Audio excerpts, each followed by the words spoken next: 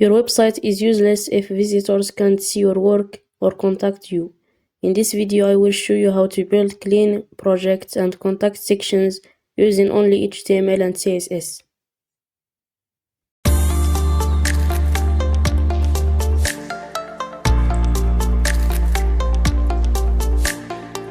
Hi, I am Adam. In this tutorial, we will add two essential sections to your personal website: a project section to showcase your work and a contact section so people can reach you easily.